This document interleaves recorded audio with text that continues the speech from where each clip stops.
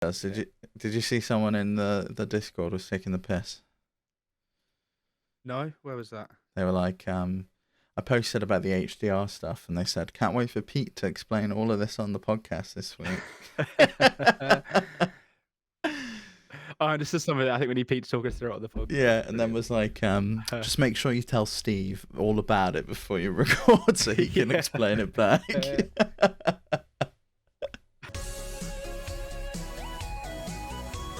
Hello, Internet people. You're tuned into episode 37 of the Steam Deck podcast. Flip Screen Games' weekly podcast all about Valve's portable PC powerhouse. Oh, that is a tongue twister. It is a tongue twister, yeah. I'm your host this week.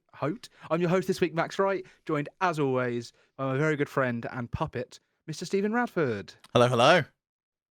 Hello, hello. Are you ready to regurgitate my information?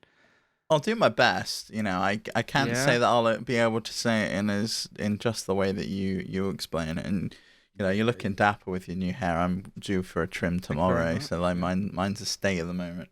You're quite lucky. You have like the straight hair. Mine goes curly crazy. Right, it's too straight.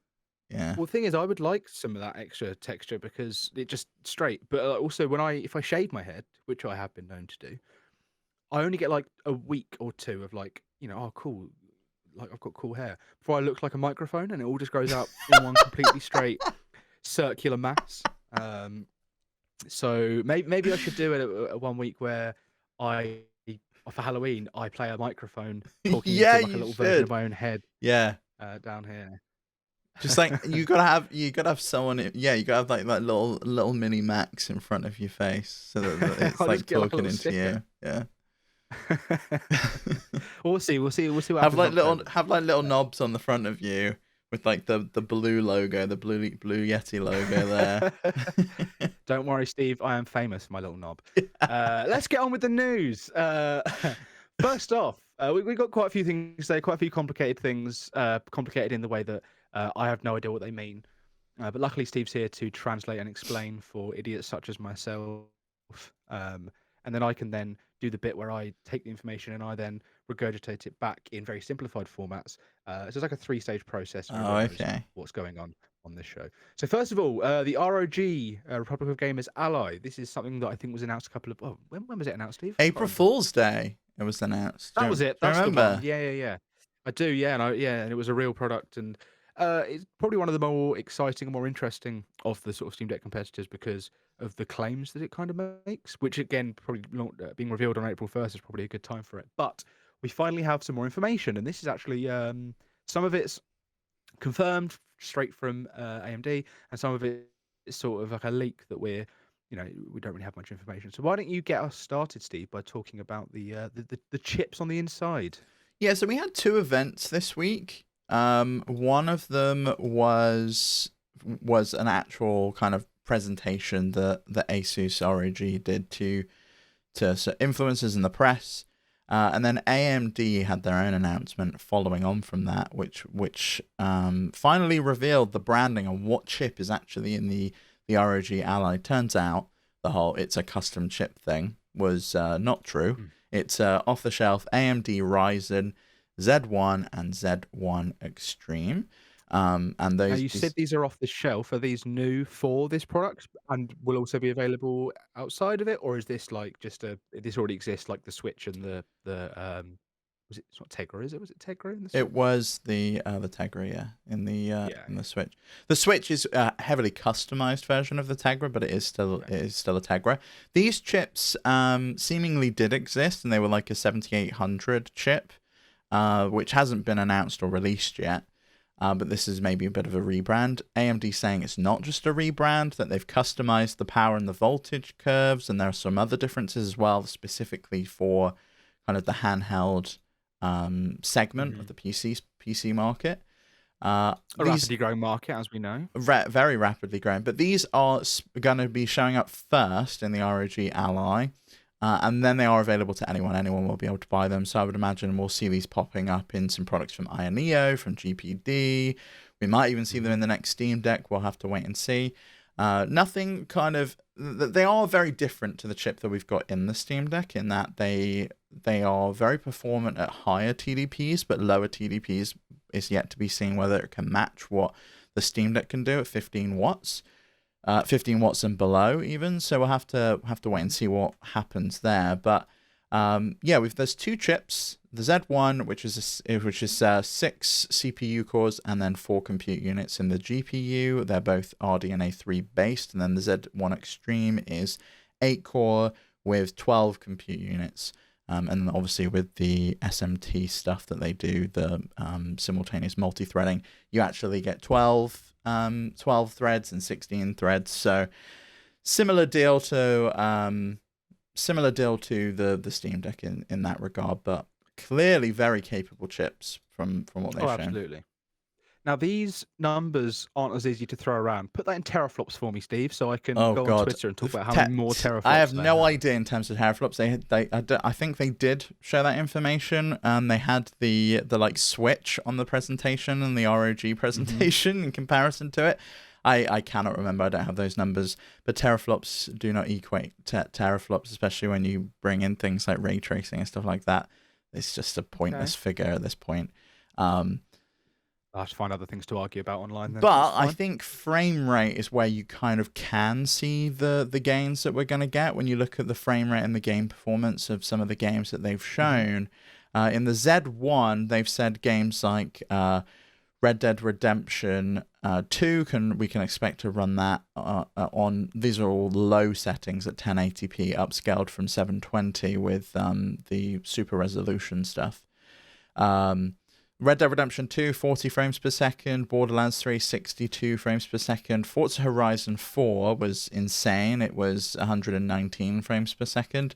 CSGO, 150 frames per second. And it's got an average of 150 frames per second, because I don't think it really knows above that frame rate, which is ridiculous. But if you look at the full native HD resolution of the Z1 series, then you can kind of really see the gains that you'll expect from the Z1 and the Z1 Extreme. So the Z1 fully native 1080p Red Dead Redemption can only hit 25 frames per second, but on the Extreme it can hit almost 50 frames per second. Borderlands 3, 40 frames per second, but 57 on the Z1 Extreme. Forza Horizon 4, 83 frames per second on the Z1, 121 frames per second on the Z1 Extreme. And obviously from our usage with the Steam Deck, we know that we're not hitting anywhere near 120 frames per second on Forza Horizon. And to do it, right? This is because this is a device that is not just a 720p or 800p 60 FPS screen like the Steam Deck has. This is a 1080p Full HD 120 hertz, if I remember rightly. So this is like supposed to be a better screen, so you can probably really take advantage of some of these frame rates. However, a lot of these are all at low settings, and I think that especially things like Red Dead, I think you'll probably be able to get that up to medium and hit 30 FPS, especially on the Z1 Extreme from the numbers that they're showing. I also feel like maybe you don't necessarily need to use it at full 1080p, and I wonder if you were to knock some of these down to 720, not even scale them up, just leave them at 720, whether you'd be able to get more of like a Steam Deck style look, but maybe you can get some better performance and a stronger. That would be my guess, yeah. And it's a small display, so I don't know if you'll notice those gains between 720 and 1080, but I could be wrong. And obviously that's the great thing with PC gaming, is you get that kind of choice between, do I want it to look crisp as hell and run at 30 FPS or maybe even below, or do I want to kind of degrade the quality a little bit and have it running at, say, 60 FPS or 40 FPS. But you're right, it's a 120 hertz panel in there, but Asus also announced this week that they support FreeSync, and the Z1 processors also support FreeSync, which means that you'll be able to, say, set a cap of 60 FPS, and if it doesn't hit 60 FPS, then VRR kicks in and kind of adapts the frame rate to match what's on the screen, which I think is really great. It's something that I've kind of longed for in the Steam Deck. The kind of adjustments that we have down to 40, all the way up to 60, or down to 20 in some cases if you want to. I don't know why anyone would. They're okay, but you're kind of fixed at that frame rate, and if it doesn't quite hit, it feels off. It doesn't feel right. Whereas Yeah. VRR, I have a VRR capable TV, and playing with that is just smooth, and smooth 100% of the time. You never really notice any of You the can't dips. It's notice it. great. That's cool that it's going to support that then, and I wonder if that's something, if these are sort of the little features that the Steam Deck doesn't have that maybe will come into play in the future as you know, these competitors come out and go, all right, cool, they've done this really well. Now we're going to try this really well, and then they just start fighting until in like 10 years' time we've got these super machines that do everything, and I hope so. I think it's really yeah. exciting to see. It's been a while since we've seen something like this happen, right? We had this kind of this war back in the 90s with the SNES and with the Mega Drive, and like which one had blast processing and things like that. Then we had similar war with PlayStation and Xbox, and them going against each other. But the PlayStation 5 and the Xbox Series X are essentially the exact same machine. The games run pretty much exactly the same on both of them. It's not like one of them is really pushing forwards and the other one's kind of flagging behind. Whereas with this and the new handheld PC market, I mean, the Steam Deck came out last year, and we're already seeing something that's potentially twice as powerful. And granted, take all of these figures that we've spoken about with a pinch of salt. This is going to be playing best case scenario, plugged into the mains, and with the TDP probably set at like 35. So the TDP of the Steam Deck is 15 watts. I would imagine if you had had it at 15 watts, you're probably going to be getting closer to like 50% gains on what you're getting on the Steam Deck. But even still, if you were running a game at 40 FPS before, you'll now be able to run that game at 60. If you're running a game at 30 FPS before, you'll now be able to run that game at 40 or 45 FPS. And of course, the benefit that it's going to be a Windows machine as well. So you also get to benefit from being able to play Games Pass, for example, or being able to run games on like Battle.net without having to worry about Proton or worry if things are compatible because it's on Windows and you know it's going to work. Yeah, I mean, I think there's pros and cons to Windows and SteamOS. The ROG Ally is going to ship with 3 months of Game Pass in the box, so that's obviously something that they're pushing for. But I'm hoping that Valve pushes SteamOS out at some point on an installer so that people have the option, and if they want to run the ROG Ally with Linux on it and have the access to Decky Loader and all of those kind of things, they'll be able to. And same with like they want to go through the EmuDeck and stress like of having. Yeah, if they want to go through the stress of having Decky on their system and it breaking every time an update comes out, that's like, if you're too used to that process of every time you turn your Steam Deck on, okay, I've got to reboot it, I've got to find out where Decky is. Like that's good for them. It'll stabilize at some point, I think, when Valve's finally finished tinkering. But yeah, I get what you're saying. But I think it's nice the fact that you can install Windows on your Steam Deck if you want. I'd love to be able to install SteamOS on other machines at some point as well, and hopefully that comes sooner rather than later. But I also think there's some tweaking that needs to be done to Windows, but for this to really become a viable option. And I'm curious as to whether Microsoft's going to be able to assist with that, and if they're going to put any work in, because they've announced that this is launching on May 11th, and obviously it's coming to Best Buy and worldwide. We'll talk about pricing in a little bit, but Windows doesn't really run. I've been running Windows on my Steam Deck, and I'll talk about that later in the show if we have some time, and potentially on a future episode. And it's fine. It's okay. It's a good enough experience. But there are still issues. I open up a game on Game Pass and the window's like off to the side because it's too big for even the Steam Deck screen. I don't know how it's going to cope on a screen that's smaller than the Steam Deck's. And the screen on the ROG Ally is smaller. It's at 16:9 aspect ratio rather than 16:10. So it doesn't have that additional vertical height. It doesn't have trackpads. You have to use the sticks if you want to use a mouse, or you have to use your finger. Sounds like a nightmare. And it doesn't seem like it's going to be as good of an experience as the Steam Deck in that regard. The trackpads really change the game when it comes to navigating in desktop mode on SteamOS or navigating around Windows, and playing games like, you want to play an RTS like Age of Empires or something like The Sims. Something like a mouse is very, very nice to have on the device, and obviously the ROG Ally does not have that. Yeah, it does sort of feel like the Steam Deck was designed by Steam. Have been in the game for so long, like they know what they're doing. They know this is a PC experience in the hand. Whereas I feel like this device, or I think any of these devices that are running Windows at the moment, very much feel like they're handheld gaming consoles that have to run Windows or have to run Linux or have to run some sort of OS in them to function, but it's a PC OS because it's all they've got available to them. They don't want to have to develop a whole OS, to run all of these games on. And I wonder if that's one of the benefits that the Steam Deck has. If that's something we're going to see, like you said, I think we spoke a few weeks ago about Windows possibly messing around with a Windows for Steam Deck or for sort of handheld PCs.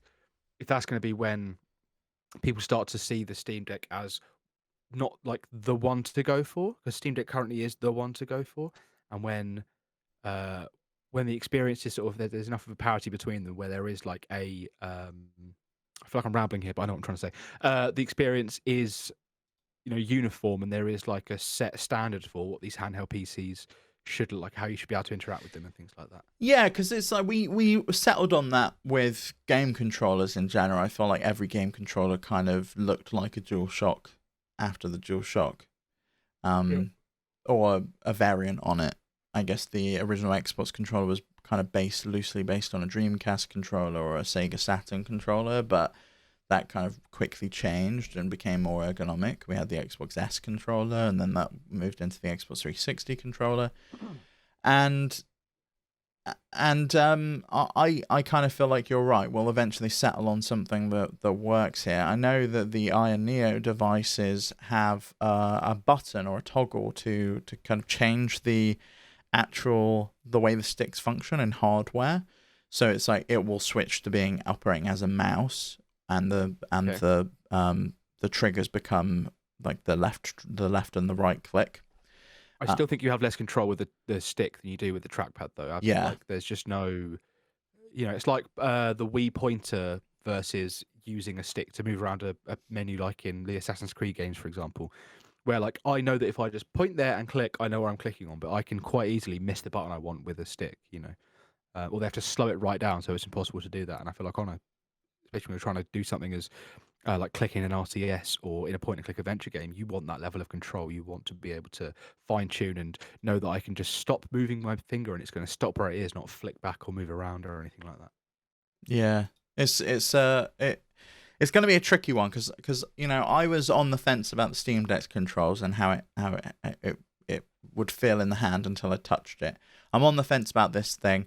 There's a lot to like, but I think there's also a lot to dislike. Have we spoken about? I really don't like the way this device looks. I think it's ugly. I think the D-pad looks like trash. I think a lot of the ROG Ally is not to my taste. I'll say that. Yeah, I think ROG have really set like a look with their phones, and I think it's ugly. I think it's the classic PC gamer thing of like, oh, I have to make my case look like the ugliest thing in the world. It has to look radical. Like, why can't it just look like a black box? Why do I need the name ROG written underneath the screen as well? Like, what's that about? Taking up space. Why does it need the back buttons to be like so big? Why doesn't it need like an LED light around the back? What if I want to be playing this secretly so my mum doesn't see in the middle of the night? I think you can probably turn it off. Are you playing on your? Oh yeah, you can on the phone. So I assume you can. I hope you can. Yeah, that's like a battery drain, otherwise, isn't it?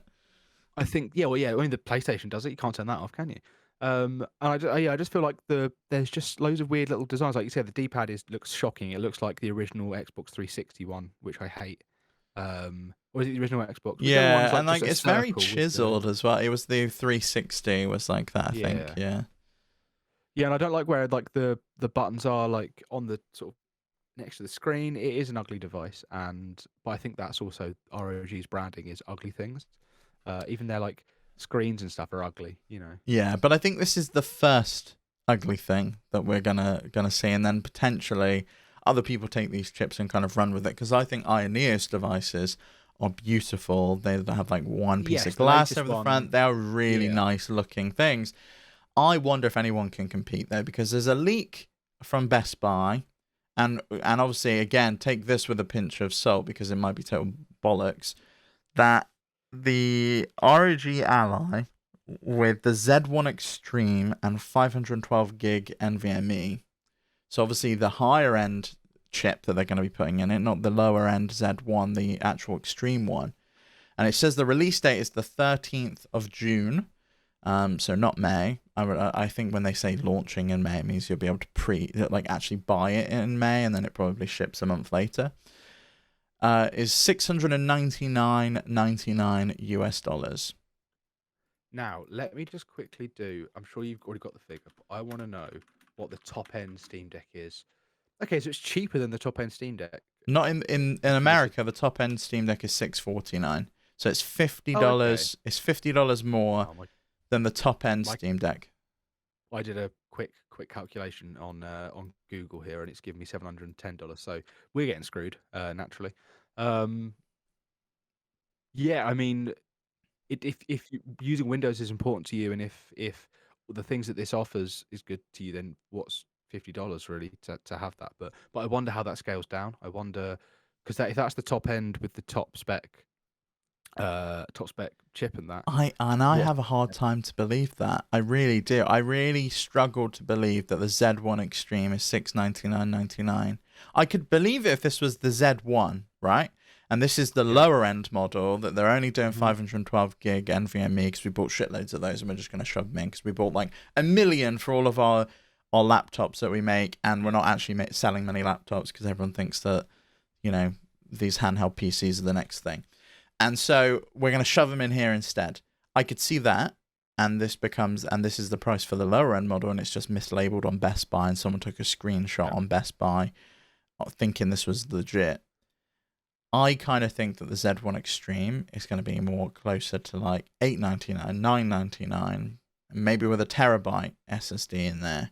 Yeah. I think this gets close to that $1,000 price point because you've got to remember, unlike Valve, where they can have minimal profits on them or no profit at all on the Steam Deck because they operate the largest digital marketplace.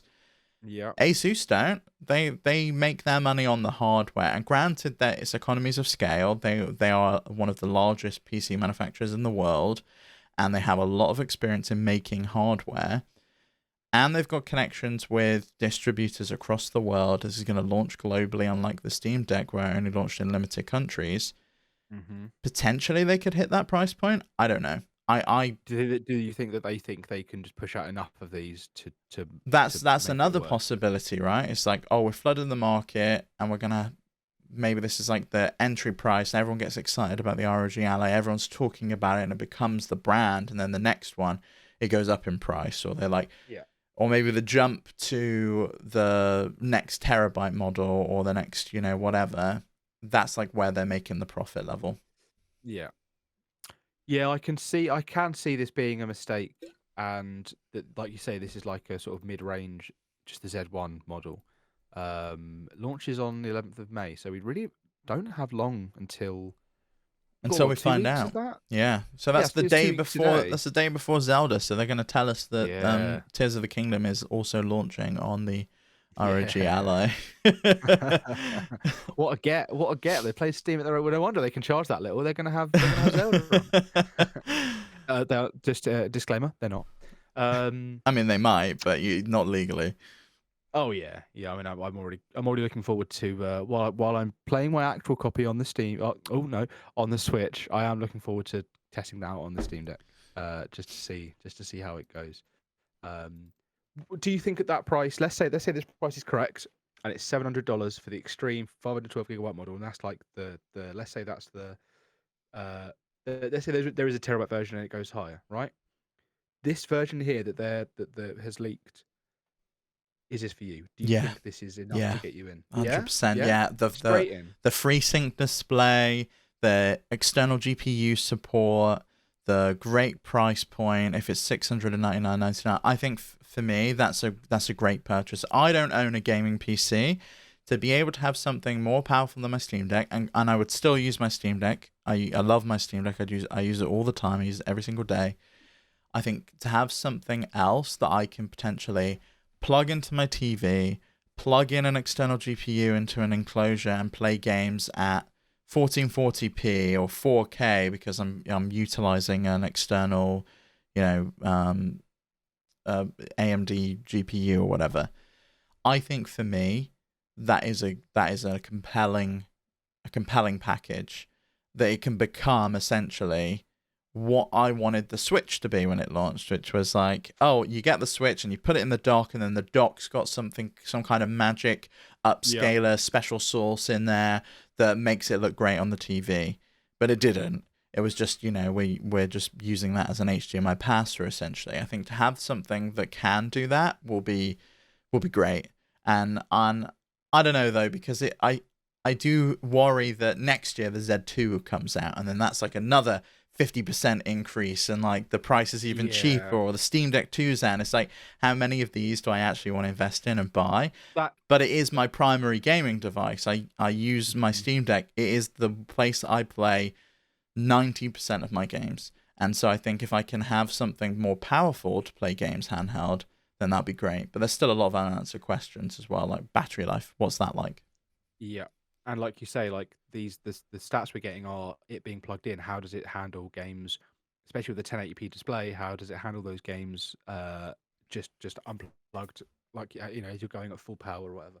And also, Windows doesn't have all the levels of control built into it that they have with SteamOS. With all of these things you can tinker and play with. Windows has its power modes, but I don't know if it necessarily has the level of tweaking that SteamOS currently has, Well, I or if it's think even possible to get that out. I think AMD is saying that they're going to be launching with some software in the, what's it called, the Radeon software that will allow you to tweak a lot of this Yeah, yeah, stuff. yeah, yeah. So that will ship on the device, but ROG also are shipping with their own, like, they all do this, right? Their own launcher, their own shell. Ioneer's got Yeah. ISpace.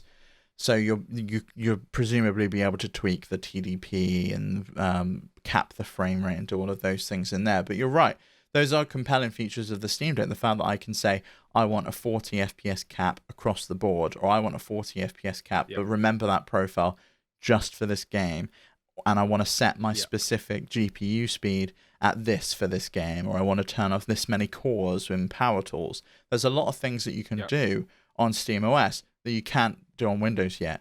But don't forget, Valve are meant to be launching SteamOS at some point, and I think 3.5 is shaping up to be that release. I want to jump back quickly to what you said, where you said about next year they're going to release the Z2, and then it could go on and on. Do you worry that as there are more devices that start to come out and they all try and one up each other, that we're going to have sort of biannual releases where you bought your one, right? With the Switch, you buy your Switch, you own your Switch. So far with the Steam Deck, you buy your Steam Deck, you own your Steam Deck. There's not this constant incremental upgrade. Do you worry that as people try and compete, prices go down, power goes up, yada yada, it's going to end up being uh, harder for you to buy a device, keep that device, and that's your device because it's always going to be something new around the corner? Possibly. I kind of think it's like the phone model, right? I can buy it Yeah. and I have a phone for 2 to 3 years, depending on what my contract is or whatever, and then I get a new one. But I'm not Hmm. constantly going, oh, kind of want to get a new phone today, or what's the new phone coming out next week or whatever. I just get a new phone when I feel like I need a new phone or when my contract's Hmm. up. And I think that would probably be the same with these handheld devices. I kind of feel like that's where the console market was going at one point, because you had Microsoft doing the Xbox All Access thing, and it very much seemed like a phone model. It's like, oh, I subscribed to Yeah. this for 2 years. It comes with Game Pass. At the end of the 2 years, what are you going to sell me, Microsoft? Get me another console. Yeah. And they Yeah. didn't. They didn't do that. It kind of seems that, for me, I think if they can do that, if every 2-3 years we get incremental gains either in performance or in battery life, or the screen's nicer, or the device is lighter or smaller or whatever, I'm kind of on board with it, especially if I can sell out the last ROG Ally and recuperate half the cost I paid for it, and then put that down on the next one. Yeah. I mean, that's just PC gaming, really, isn't it? That's just every 2 years something new comes out that you want, and Yeah, I've like you with your new sadly fallen processor. prey to it. Yeah. Yeah. Whatever, Steve. The new processor I'm never going to get to see or use. I'm looking at a picture of the Steam Deck compared to the ROG Ally and the Switch. It does have a nice looking screen. I will say the Steam Deck does look. The picture I'm looking at, SteamOS is obviously darker, but the screen is a big weakness of the Steam Deck. It's his biggest weakness as far as I'm concerned, and I feel like this is a very nice looking screen um, on this device, and it's also compared to the Steam Deck. Sorry, the Switch, but they've chosen a darker game on that as well, so it doesn't really help. But yeah, if this device can have like a screen that's comparable in any way to the Switch OLED screen, while also being sort of smaller than the Steam Deck and doing all the things it touts to do. I think it's the kind of thing that maybe not this generation, but a couple of generations down the line when my Steam Deck's starting to show its age, that maybe, now that I've been in handheld gaming for a long, long time. I've always been like a 3DS owner and stuff like that. The Switch really cemented that for me of like, this is the future of games. This is how I want to Yeah. play my games. So having these devices in a couple of years when the Steam Deck sort of like run its course a little bit, I'm still going to be able to play all of those same games on the ROG Ally or whatever it is by that point, or whatever device, by that point it's out. So it's not like picking up a new console, going from PlayStation to Xbox, and suddenly I've lost years of purchases and my discs don't work. It's all going to work. It's all going to come over. So it's a much more tempting offer for me to be able to sort of pick up and move and go wherever I want. And again, that's just another benefit to PC gaming, is that I'm not. While I am technically stuck to one marketplace, and that's Steam. Steam isn't locked to anything. Steam is available to play anywhere. So yeah, I think I'm not looking forward to how many rebrands we end up going through on this podcast over the years, because we're not going to be the Steam Deck podcast eventually. We're just going to be the handheld gaming podcast, and I don't think it's got the same ring to it, to be honest. I mean, I'm open to talking about anything. I love my Steam Deck. I'm not going to get rid of it anytime soon. I don't know if I'm going to upgrade to this. I think pricing is the biggest question mark still. I don't necessarily believe the $700 price point for the Z1 Extreme, as we said, but I'm definitely going to keep my eye on it. That's for sure. Yeah, we'll have to see, I guess. You think think you'll pick one up next year then, not this year? It's maybe like a further down the line after like the ROG Ally 2 kind of thing. Yeah, I think I'll stick with my Steam Deck for now, and I think it's when the Steam Deck starts to show its age.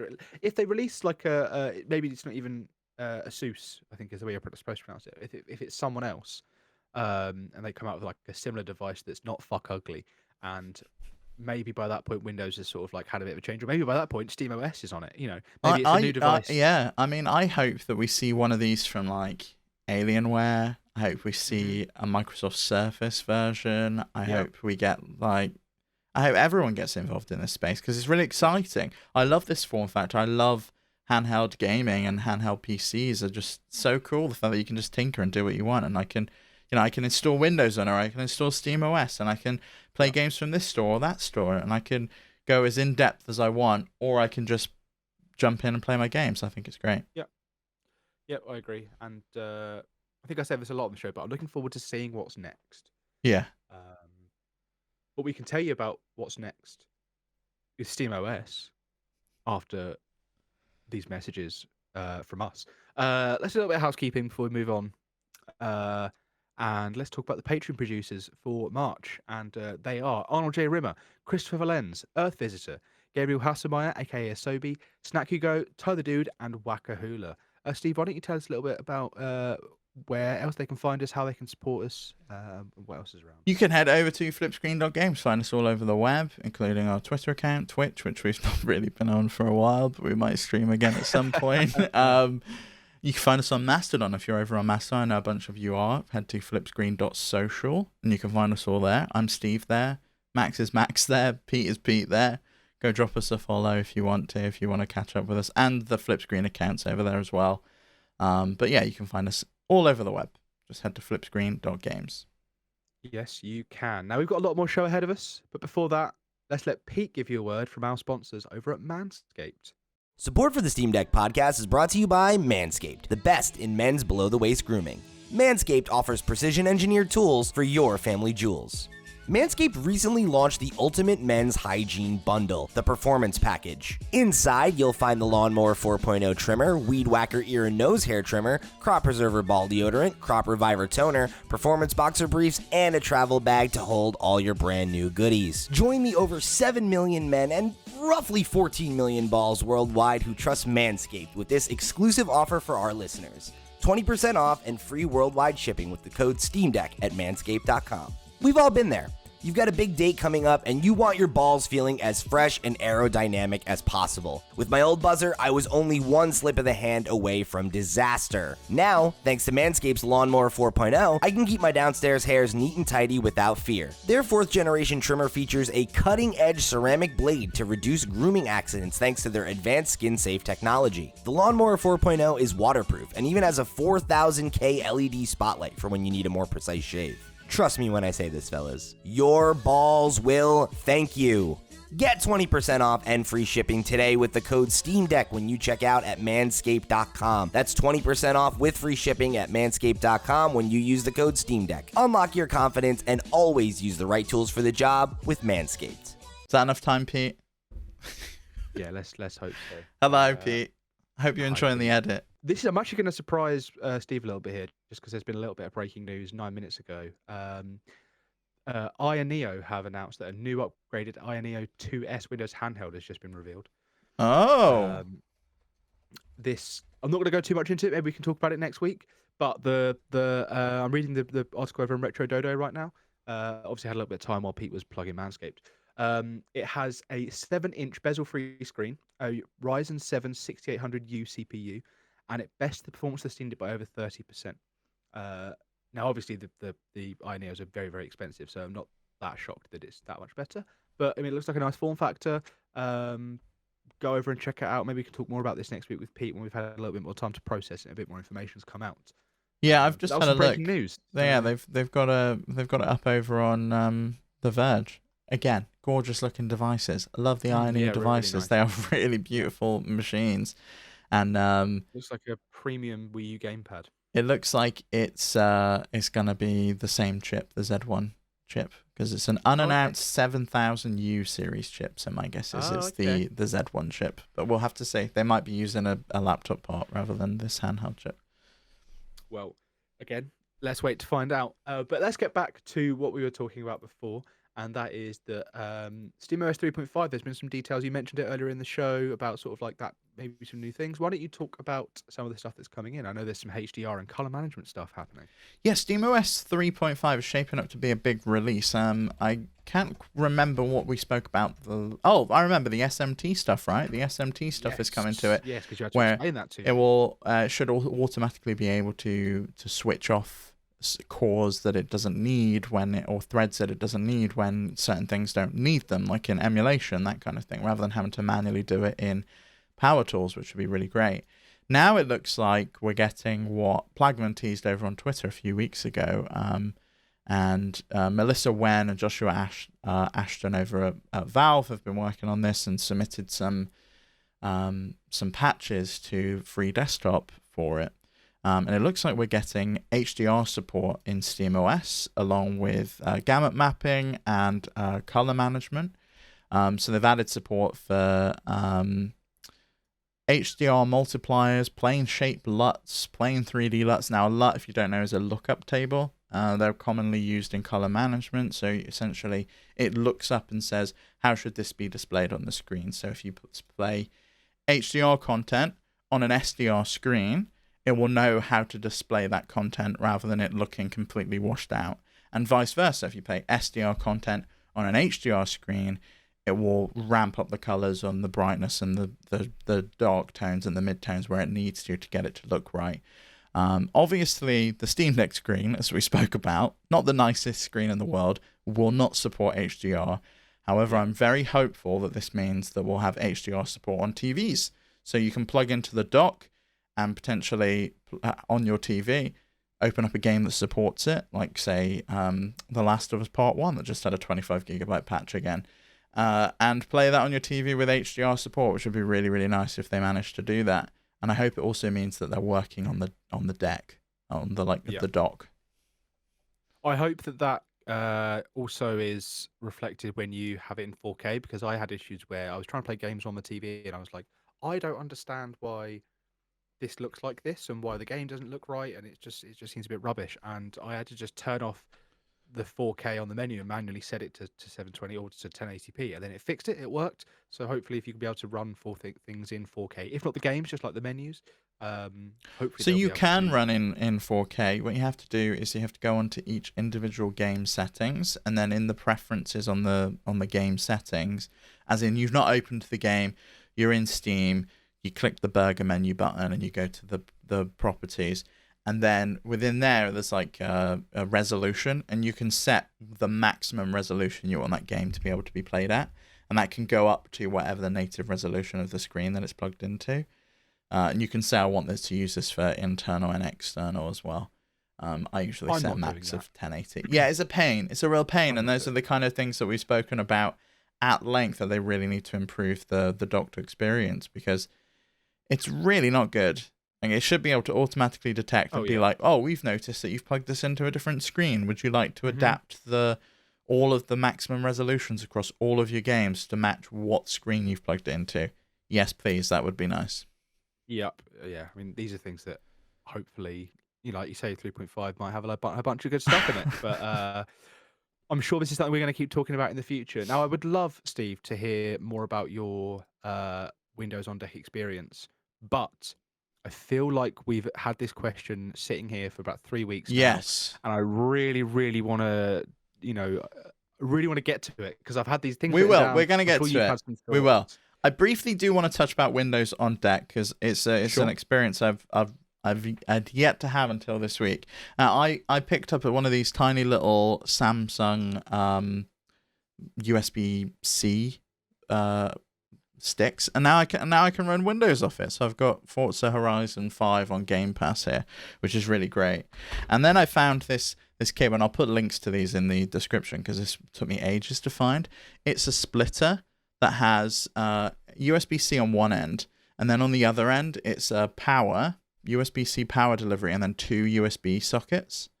So Okay. I can then just plug this into my Steam Deck.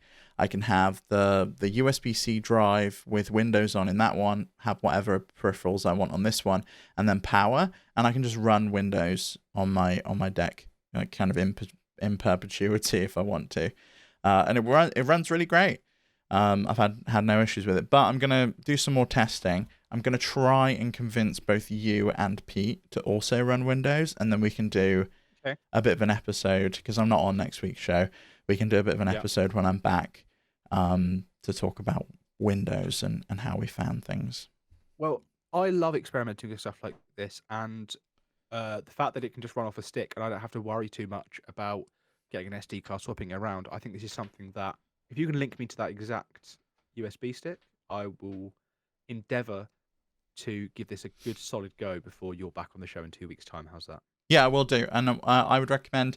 So the way I did it, I didn't have a Windows PC to do it from, so it was a little bit of a kind of a go around for me. But there's a piece of software called Rufus that you download. You just download the Windows 11 ISO, you flash it to the drive, and you can plug that in. Then you hold down the minus button and press power. It opens up into the bootloader, and you select which drive you want instead. And that runs just fine. The way I had to do it, and the way anyone can do it, if you do not have a Windows PC, you can do it on your actual Steam Deck or on another PC, on a Linux PC or a Mac. Install Windows to VirtualBox, then download a piece of software called Win to USB. It will take that exact install and put it on the USB stick. And I'm going to do a tutorial of how I did it, because there's a few bits of software I recommend, like Steam Deck tools and RTSS and things like that I'm going to kind of go into detail on. So keep an eye out for that video. Be a guide in the making, yeah. Do you need a Windows license for this, or are you just running it with the little "this is unlicensed" in the corner? I've got the lovely "you need to activate this" license. Yeah. And if you Google, there is a way to get rid of that, but you didn't hear that from me. But I am going to buy a license. I wasn't sure if I wanted to keep it or not. I wasn't sure if Windows was going to be for me, but Game Pass has been enough to kind of convince me, because I'm going to play Redfall on this when it comes out next week, because I can just download it on Game Pass. I mean, Game Pass. Yeah, I wonder. Yeah, all right, I'll give this. I want to play Tunic. I don't want to pay £25 for Tunic, so I'll pay however much this little USB stick. How much did the USB stick cost you? 25 quid. How much did it cost you, the little USB stick? Okay, all right. Well, I'm sure that £25 is also beneficial in other ways. It's not just the one game, but whatever. Yeah, cool. Let's talk after this, and I'll see if I can help with the Windows problem as well. Winky, winky. Yeah. Um, so for now, we've been sitting on this question for 3 weeks. We've had a lot of time to think about it, so we can't come here with any half-assed questions. I'm sure Pete's going to be upset. But Shittyfoo asked, 3 weeks ago, maybe 4 weeks ago, they came in with this. Good day, team. Love your work. Thanks so much for the epic content you managed to bring week to week. Thank you. And thanks for watching. Quick one. Starting to feel a tiny little bit of buyer's remorse as I spend most of the time playing indies that would easily run on my Switch. Are there any recommendations for games that run really well on a Steam Deck that would never run on a Switch? Current vibe is games like Outer Wilds and Max's awesome recommendation of Dredge from, not last week, it says last week, but this was 3 or 4 weeks ago. Thanks again and keep up the amazing work. Dredge was a good recommendation, but I think when we last spoke about it, I said, yeah, I was sort of getting into it. I only really played the first hour, but I binged that game over the weekend. I wasn't very well. I just sort of sat on my desk playing Dredge for how many hours, and when I felt too tired to sit at my desk, I'd hop into bed and play it on the Steam Deck, and yeah, that was a great game. But that is one that's on the Switch. So I actually have got a few recommendations for games that run on the Steam Deck that don't run on the Switch, but these are ones that are not just games that don't happen to be on the Switch. These are games that probably could never be on the Switch. And I don't want to take away. Well, let's go one at a time, Steve, so I don't bring off my list and you don't have a list anymore. Oh, okay. I mean, yeah, that's fine. I mean, I've got a lot on my list. Yeah. I think. Are we going like I had some indie games, right? So my indie games like Vampire Survivors is not on the Switch, That's and fair. I don't know. I do feel like I don't know if it ever will be though. No. But I feel like the buyer's remorse isn't I could be playing this on the Switch. So I spent all this money on this device and I'm just playing games that could be on the Switch. You know, I'm just playing little indie games. You know, have I spent £500 on a device or whatever it is on a device that plays indie games? You know what? Right. Okay. Sort of like yeah, I get that. I think something I'm playing at the moment. I think I spoke about it on the Flip Screen Games podcast, so maybe it was off mic. Far Cry 6. I'm having such a good time with that, and it was like.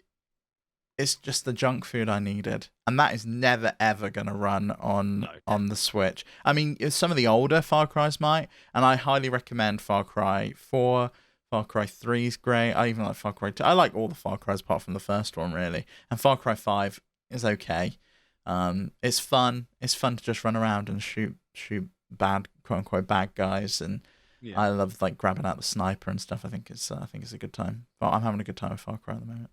And that runs fine on the Steam Deck, does it, I assume? Yeah, I'm running it at 40 frames per second. Absolutely no issue. The only problem is Far Cry 6 is the only Far Cry not on Steam. So if you've not played any of the other Far Crys, maybe pick up 5 instead. And that'll run just fine as well. Or even go back to 3, because a few things I wanted to... I've gone in for some sort of more modern games, but I do feel like the Steam Deck is a great place to play, which I guess is possibly also maybe going to tie more into the buyer's remorse than not, but great place to play stuff like PS3, Xbox 360 gen stuff that's now lost on consoles, and that you would have to own that console to be able to play it. Things like Metal Gear Rising, Vanquish, Batman Arkham Asylum, like all of these games from that era, that generation, that now, you know, you can't really pick them up on PS4, PS5. You can't really play them on Switch at all. Haven't been ported over, and I think there's so many great games, like a lot of the old Prince of Persia games and stuff like that. I bought all of those games, and they're always so cheap in the sale. Like if you go into the Steam, well, I mean, any Ubisoft game's cheap in a sale. I don't know what's wrong with that company. They love giving away their games after like they've just come out. There's so many games like that, and a lot of the stuff that isn't on Steam will probably be emulatable as well. You know, you could probably pick like a lot of the God of Wars, the God of War trilogy that they did, like the remake for PS3. You can emulate that. Dante's Inferno, you can't play on Steam. You can emulate that. I feel like there's a huge variety of games. No one can say they've played all the games, right? And I feel like if you're looking for something that the Steam Deck can do that other devices and certainly the Switch can't do, it's play the best games from previous generations, probably in some ways better than they ever played on those systems anyway. You know, 100% better than they ever played, yeah. Maximum settings probably. I mean, I was playing BioShock Infinite recently, and I was like powering that, you know, and it ran flawlessly because it's an older game, and just the fact that it's running on the PC and has the ability to scale, you can make it look great. Well, same deal with stuff like I was playing a lot of Fallout New Vegas when I first got my deck, because it's one of my favorite games. I know it like the back of my hand, and it was like, oh, this would be a great game to experience and kind of jump in. And don't forget, it's a PC. You can mod the shit out of all of these games. Oh yeah. So Stardew Valley, for example, if you want to play Stardew Valley on your Steam Deck, yes, you can play that on the Switch, but you can't play Stardew Valley Extended and install the giant mod that adds tons of community creator content. Those kind of things, I think, are invaluable when it comes to playing on a PC and playing on the Steam Deck. And also, a lot of these games that maybe would struggle to run on the device because it doesn't necessarily support controller or things like that. The Steam Deck allows you to do all of those things. I remember I wanted to play Psychonauts, and it only had mouse and keyboard controls. And it took a little bit of jigging about, but I've actually got that running incredibly well on the Steam Deck with like full native controller support. What feels like it, but really it's just buttons, and I've sort of modded in some button pictures. And things like Grand Theft Auto on the Switch, Grand Theft Auto specifically San Andreas, because that's the one that I've played. The only way to play that on the Switch is to play the remake that came out last year, 2 years ago, whenever. That's trash. And you can't play any of the other games like GTA 5, can you? Mm-hmm. Yeah. Whereas I've got San Andreas fully modded. It's got like great visuals. It's got all of this stuff and the ability to use cheats and stuff quite easily. It's all very good. Yeah, name a cheat code, Max. Oh no, because they're all. Yeah, I can't. But if Pete was here, he'd go like L1, L1, R1, blah blah blah blah blah. Motherload. I don't have my booklet to hand that had L1, R1, and all that written in it. No, what I've done is I've just mapped in GTA. I mapped the R4, R5 buttons. So you push one of those, and then it does the cheat. Does like the keyboard. Yeah, because you have to do it on. That you is can't do so it with the controller, sick. That is so cool. So you press it, and then dink in spawns a ship. I'm sure you'll be able to string them together as well if you need to, but. Yeah, I guess some more modern games. Obviously, we spoke about Hi-Fi Rush quite a lot on this show. That's a game that I feel like has like a similar sort of aesthetic. Something it should be able to play on the Switch, but I think plays really well on the Steam Deck. I when my Game Pass lapsed, I bought it on Steam, and I had to find my save file and upload it to the cloud to be able to access it. So now I can just pick up where I left off. Oh, that's great. On Steam Deck, I've been really enjoying that. All the Resident Evil games, the newer ones. Well, I want to say like all of the Xbox titles before we move on from Hi-Fi Rush. Anything from like Forza Horizon that I'm playing at the moment, Forza Horizon 5, that Grounded from Obsidian just got like a Steam Deck verified. Halo MCC we spoke about, and Halo Infinite we spoke about. I think it was last week. Both just got verified. So all of those kind of Xbox titles, none of those are coming. Yes, some Xbox titles do come to Switch. I actually could see Hi-Fi Rush coming to Switch in 30 FPS in the same way that Ori and the Will of the Wisp and Cuphead came over, right? Yeah. But I don't think anything like Forza Horizon or Grounded or Halo is going to run on Switch. Well, here's one then. Valheim, great co-op game. It's only on PC and Xbox. That being on your Steam Deck and being able to play that sort of almost like having a LAN party with Valheim, being able to take that with you would be great. I've got friends of mine getting married this weekend, and he sits at his PC playing Valheim. She sits on the Xbox because it's crossplay, and they'll play Valheim together. And I played me and a friend had breakups at the same time. Valheim had just come out, so I bought him a copy of Valheim because he was a bit down in the dumps, and we just spent like 100 hours.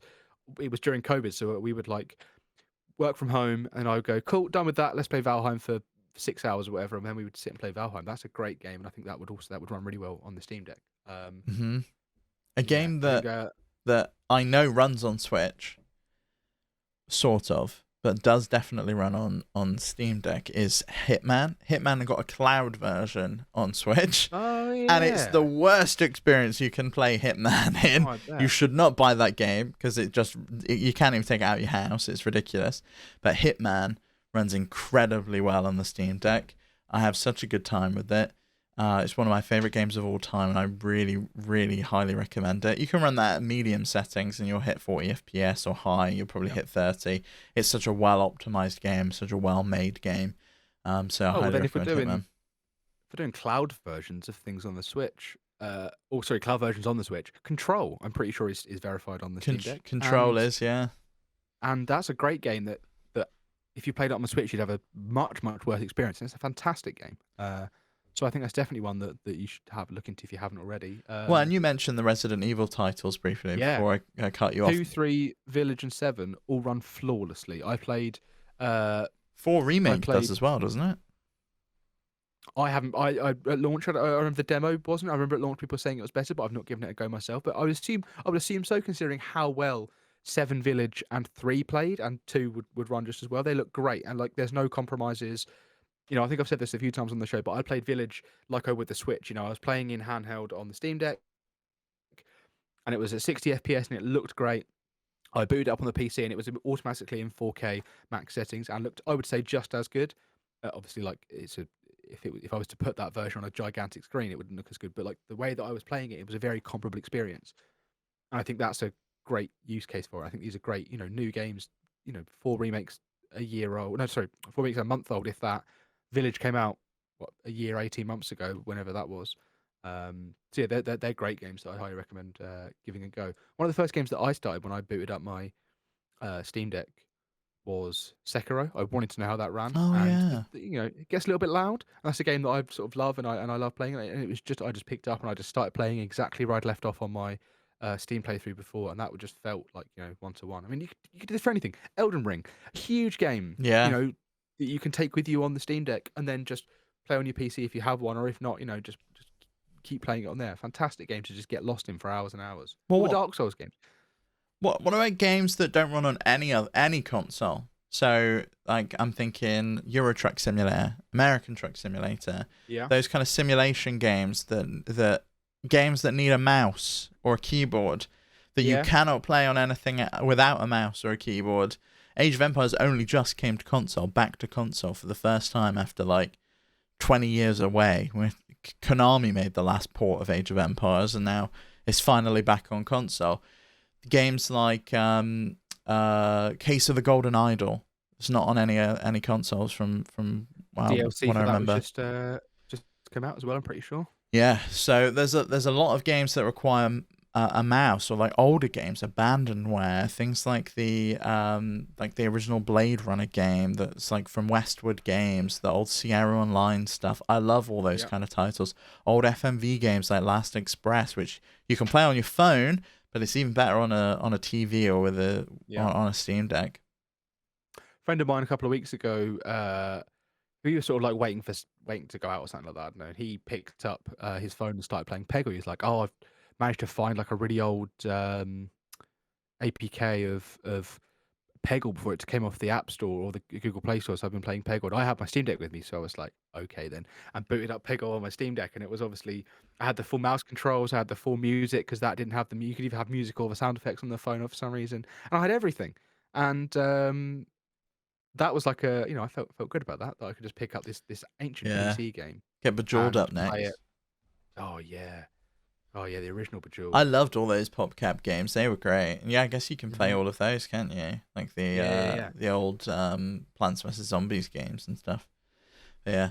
I not once felt buyer's remorse. So I kind of struggled with the concept of this question, but I think because there's just so much for me, and I had never been a PC player, but I'd still somehow had a Steam Deck library with hundreds of games in.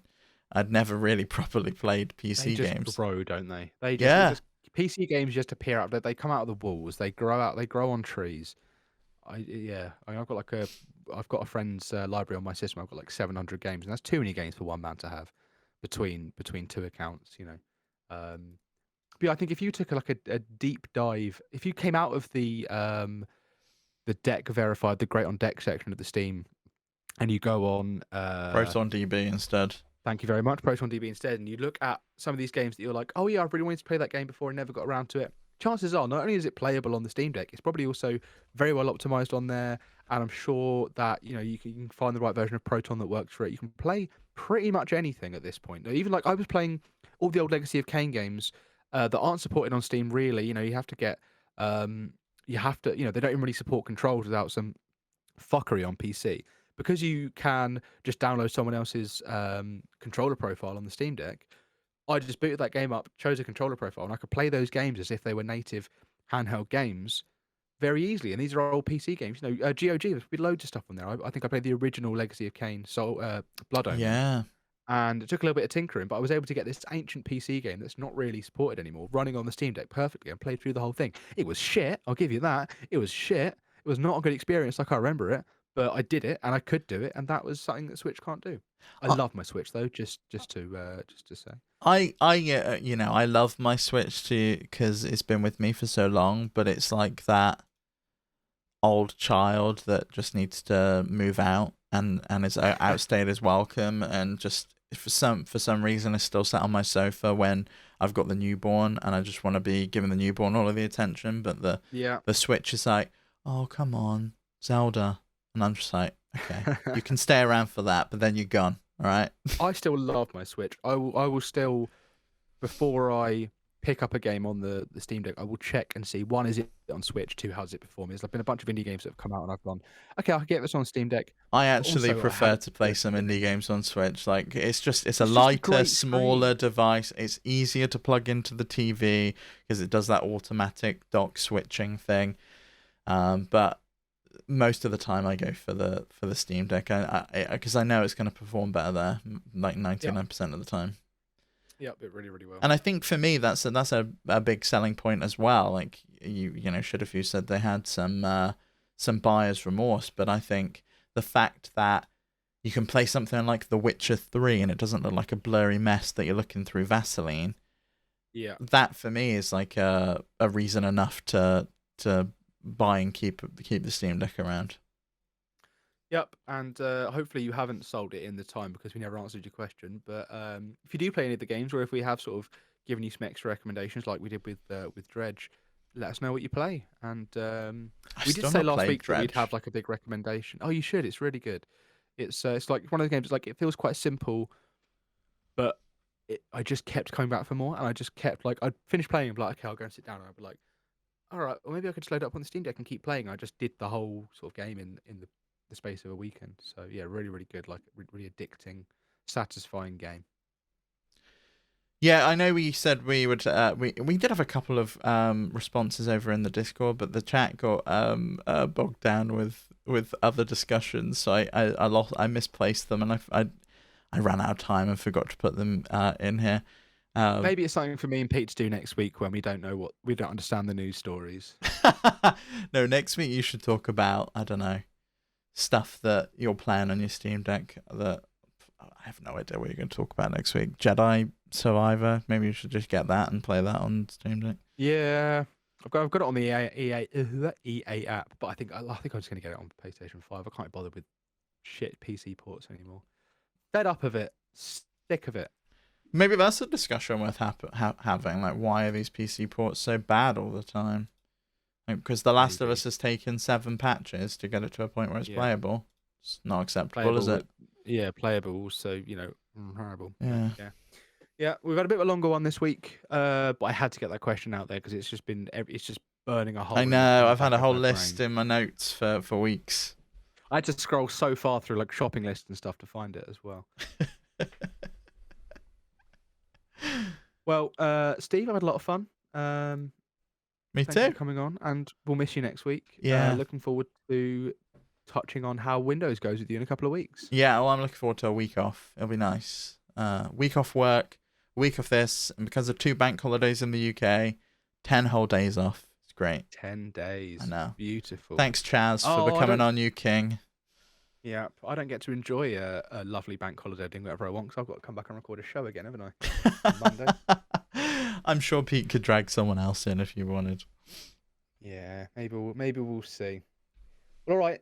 Thank you, Steve. And why don't you let the listeners know for one last time today where they can find us? You can catch us over on flipscreen.games. You find us everywhere on the web. That's our website. You find us on Patreon, where you can support us to get a bunch of goodies, including early access to all of our shows. Or I should say most of them when we're not late putting it up, because this one may be going late up again because Pete's got to edit it and he's away today. Find us on Twitter. Come join us on Mastodon. I have left Twitter. I cannot be bothered with that hell site anymore. We're over on Mastodon, flipscreen.social if you want to come and find us there. And don't forget to write in. Next week, we're going to need questions at flipscreen.games, because then you'll have something to answer next week, Max.